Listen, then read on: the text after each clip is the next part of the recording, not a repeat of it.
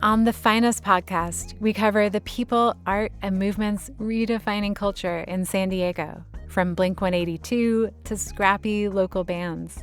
We also have cults, a lost composer, a world record traveler, and champion birders. Listen wherever you get your podcasts. Good morning, I'm Lawrence K. Jackson. It's Tuesday, March 3rd. We're bringing you local reaction to the U.S. attacks on Iran. More on that next, but first, the headlines.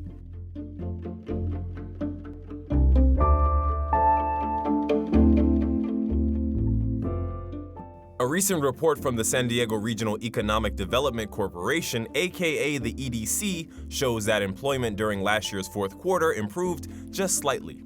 An almost 1.5% increase overall was seen compared to the same period in 2024. The EDC's quarterly snapshot shows drops in some areas while others saw growth. Nearly 7% growth was seen in social assistance and healthcare jobs, while there was an almost 2.5% drop in professional and business services.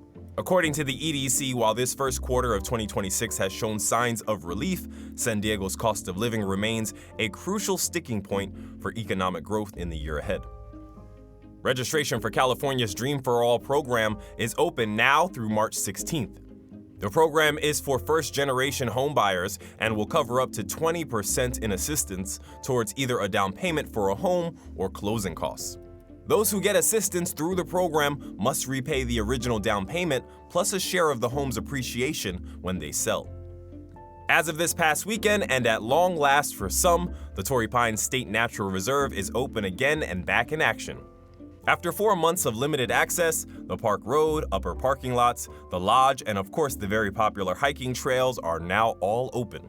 This latest phase of construction was focused on accessibility improvements and upgrades at the reserve. California State Park says that new parking stalls and new pedestrian walkways are just some of the new on-site amenities that you can encounter at the Natural Reserve. Construction is now paused, but Phase 2 is set to begin in August or September. From KPBS, you're listening to San Diego News Now. Stay with me for more of the local news you need.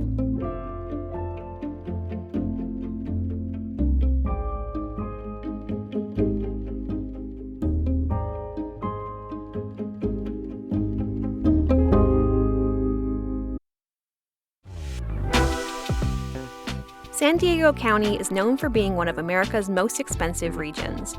Locals are feeling the squeeze and looking for solutions. KPBS's new series, Price of San Diego, delves into the rising cost of groceries, childcare, car insurance, and even our beloved California burrito.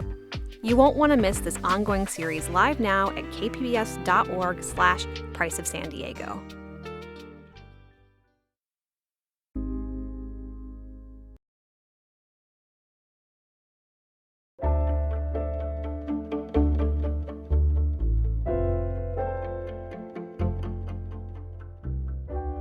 Leaders in San Diego's Iranian community say they are relieved at the death of that country's supreme leader. But reporter Jacob Ayer says they're also expressing mixed emotions for what comes next. Ayatollah Ali Khamenei, Iran's supreme leader, was killed Saturday by U.S. and Israeli strikes. He was in power for nearly 37 years. Locally, news of his assassination brought joy for members of the Iranian diaspora, says 75-year-old Shahram Humayunfar. He's been helping to organize weekly protests against Iran's leadership outside the federal courthouse in downtown San Diego. We are happy that those people have been killed, but where it's going, it's concerning. We want to make sure that at the end, the people of Iran get the democracy and freedom that they deserve. According to one human rights agency, at least 7,000 people have been killed since January in a crushing government response to public protest. Humayunfar plans another protest in downtown San Diego Tuesday afternoon. Jacob Ayer, KPBS News.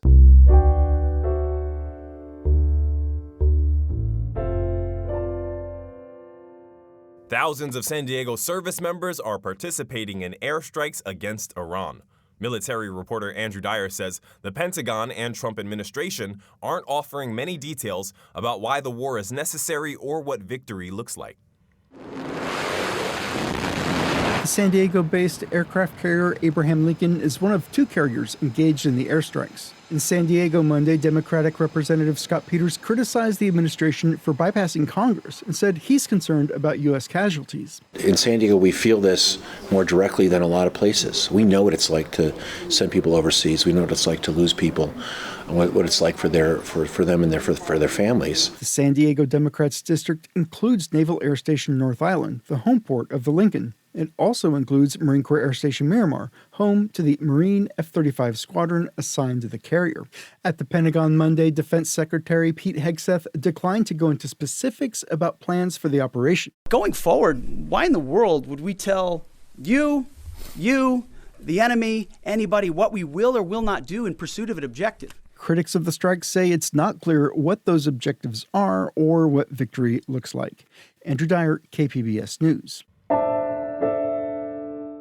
Some of the world's wealthiest and most powerful people have been linked to sex offender Jeffrey Epstein. One of them, Deepak Chopra, is a prominent author and wellness guru and a professor at UC San Diego.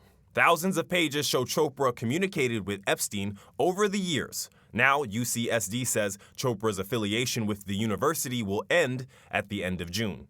Midday Edition host Jade Hindman was joined by Voice of San Diego's education reporter Jacob McWhinney to talk about what the documents show. How and when did we first find out that Chopra was included in the Epstein files? Yeah, our first indication came in December with the release of about 20,000 documents from the House Oversight Committee. Those documents showed that Chopra and Epstein met at least a dozen times from 2016 to 2019. And it's important to note that Chopra and Epstein's relationship began already about a decade after Epstein was arrested for soliciting sex with a minor. And that sweetheart deal back in 2008, during which he was incarcerated at this kind of cushy prison that allowed him to leave for 12 hours at a time, really kind of set the stage for the whole scandal that we're living through now. In one email between the two men, Epstein shared a link to a 2016 article about a woman who had dropped a civil lawsuit claiming that President Donald Trump had raped her at a sex party hosted by Epstein. How old? I'm sorry, how old?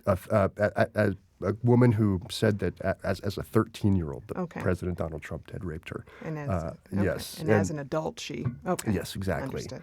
So Chopra responded to that email and said that she also dropped the civil case against you. Epstein responded saying, yep, and Chopra responded, good. What kind of rhetoric is used to describe women? Sure.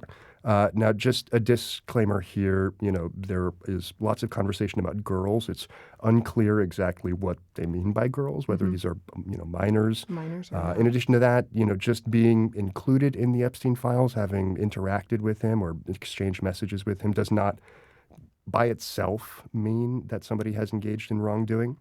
But that being said, they contain quite a few examples of sort of disturbing language regarding girls and women in one text conversation that I just referenced. Do you know if they're directed, the comments, if they're directed at girls or women? It's difficult to tell. I mean, the phrase girls, I think, colloquially can be used to refer to either. And there are not necessarily ages included in these emails, so it's difficult to tell. In one conversation that I referenced earlier, the pair, redacted number, who appears to be Epstein, speaks to Chopra about a girl that he picked up on the street. And the person then texts Chopra about Chopra's interaction with the girl that, quote, "I liked watching you zero in on your prey, made me smile." In response, Chopra texted back, "I'm not a predator, just a lover." How has Chopra publicly responded to the release of these files and his name being in them? Yeah, he has responded with a social media post in which he says, quote, "I was never involved in nor did I participate in any criminal or exploitative conduct. Any contact I had was limited and unrelated to abusive activity." But he also wrote that some past email exchanges have surfaced that reflect poor judgment in tone. I regret that and understand how they read today, given what was publicly known at the time. I mean, it is an example, though. Chopra was just one of many, many, many wealthy, powerful, many men, but often sometimes women, who decided that despite the fact that Epstein was known convicted sex criminal, that they would still interact with him and they would still have conversations that went not just from the sexual, but at times pretty lurid. What information have you been able to get from the university in response to this information and the release of recent Epstein files? The university did not respond to multiple requests that I'd made prior, but they have now made a response. They emailed me that Dr. Chopra is currently a voluntary clinical professor without salary in the School of Medicine's Department of Family Medicine, and his expected job end date is June 30th, 2026. And they say, quote, he does not have any active responsibilities at UCSD or UC San Diego, nor will he have any active responsibilities at any point between now and the conclusion of the appointment term. While we are not able to comment further on personnel matters, the crimes Jeffrey Epstein committed were horrific, and any association with him is regrettable. That was Voice of San Diego's education reporter Jacob McWhinney speaking to KPBS Midday Edition host Jade Hindman. Another prominent local Republican has left the GOP going into this year's election season. For this week's Why It Matters segment, Voice of San Diego's Scott Lewis explains why former Coronado Mayor Richard Bailey left the party behind as he launched a campaign for San Diego City Council. Bailey changed his voter registration from Republican to no party preference the same day he announced he was running. The switch was not a surprise. He's running for City Council District 2, and the area does not identify much with Republicans. Vice President Kamala Harris won the district by 30 points over President Donald Trump. El Cajon City Council member Gary Kendrick is one of the longest-serving elected officials in the county, and 2 weeks ago, he also left the Republican Party. Unlike Kendrick, Bailey is not becoming a Democrat.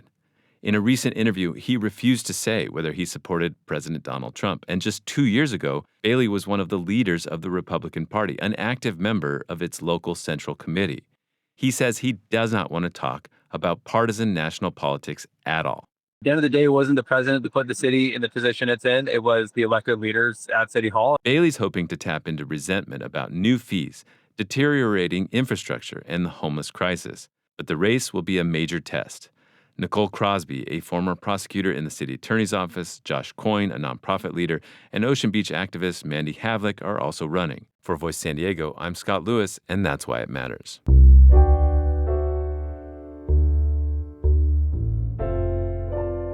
Late last year, the San Diego District Attorney announced a successful prosecution against the gang in the city's Mountain View neighborhood.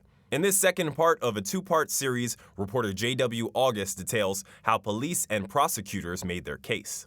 During the summer of 2022, undercover investigators were able to capture surveillance video around Mike's Market in San Diego's Mountain View neighborhood. Here's San Diego County District Attorney Summer Stephan describing the scene. So this wasn't just a gang-controlled area where they were selling drugs and pushing people around. Add to it gun sales, robberies, and murders. The video is a centerpiece of a 3-year effort by Stephan's office and the San Diego Police Department gang unit, known as Operation Mic Drop. One of the things that we noticed at Mike's Market is that it operated like a drive-through. So a car could pull in, approach a gang member that was there to sell drugs, pull up alongside him, gang member would reach in, conduct the sale, and then people would go on their merry way. Deputy District Attorney Miriam Hemming was the lead prosecutor in the effort against the members and the associates of the gang, an offshoot of the Bloods gang. They are what is considered to be a generational gang, which is that it's kept very much within the family. You might have grandparents, uncles, cousins, brothers, etc. that are in the gang. And they had a dedicated customer base. Customers at Mike's Market spanned every age and every race, from the very young to the very old, everyone you can imagine. The neighborhood has long been heavily policed, but Stephan says it was traditional policing, responding to calls and making arrests. It was ineffective. Members of the community felt unsafe. This already bad situation had gotten worse coming out of the pandemic. Essentially holding the community hostage, under siege in crime. Henry Lee Wallace was worried. As a longtime member of the Black Panther Party, he ran a feeding program which included the addicts and homeless who circled the parking lot. He was seeing how the market had become very dangerous. I did time before, so I recognized a bad situation Should I keep going in there, feeding people, knowing that this is not legal what they're doing? Wallace decided to shut down the feeding. There was literally in the air, you could feel fear. Steve Marin is pastor of the Bridge Church, which is right across the street from the market. He and his parishioners had a direct line of sight. People would bend over to tie their shoe, and you would see that they're, packing guns and openly selling drugs. It was what Marin showed to the SDPD community affairs officer for Mountain View.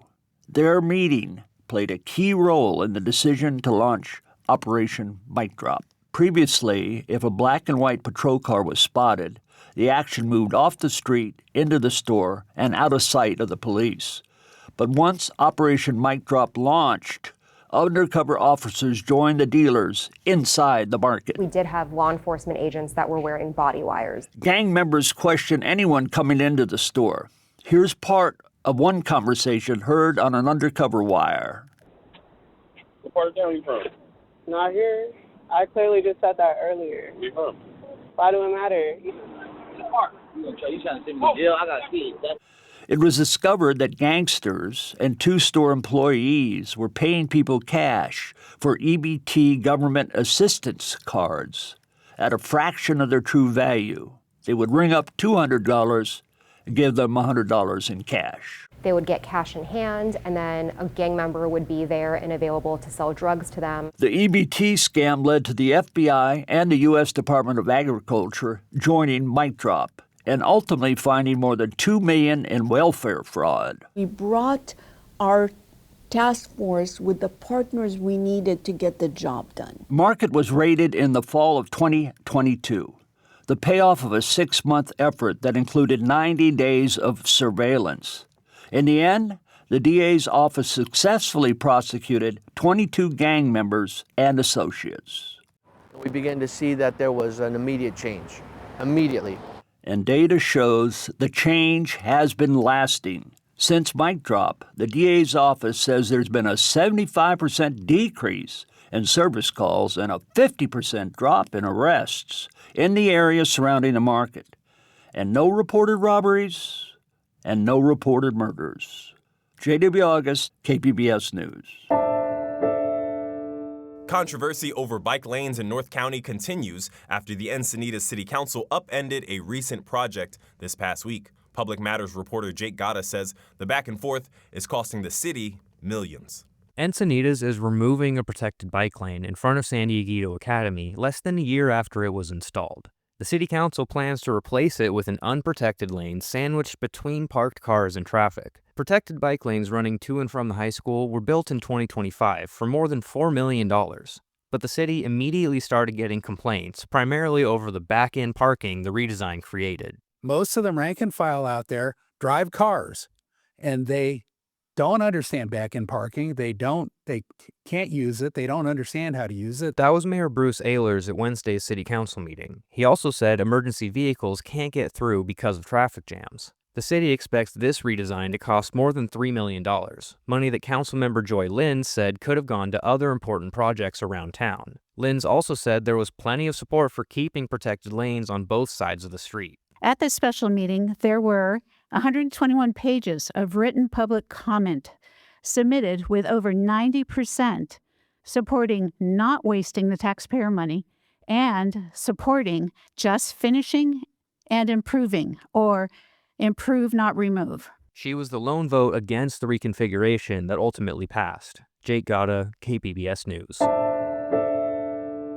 The city of San Diego has rolled out its new parking rates for Balboa Park. Parking is now free for San Diego residents in some lots, but reporter John Carroll says museum leaders in the park say even the new situation is unacceptable. The city has been charging for parking in Balboa Park since January 5th. They say since then they've collected about $1 million. That money and future revenues from parking fees will all go toward improvements to the park and maintenance, including the museum buildings the city owns. City spokesperson Jose Isaiah says the city can't afford to be a good steward of the park without those funds. Well, the beauty of the park is its architecture, are the buildings, are these old trees, and there's just so much history. But to preserve that history, it takes money, and then these deteriorated buildings, these old buildings need to be maintained and repaired. But museum leaders say visitor numbers have been way down since the fees went into effect.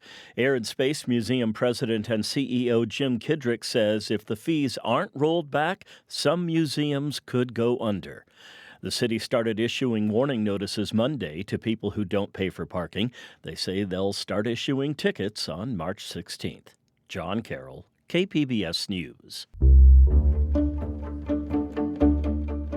That's it for the podcast today. As always, you can find more San Diego news online at kpbs.org. I'm Lawrence K. Jackson. Thanks for listening and subscribing. By doing so, you're supporting public media, and I thank you for that. Have a great day. Have a great day. Have a great day.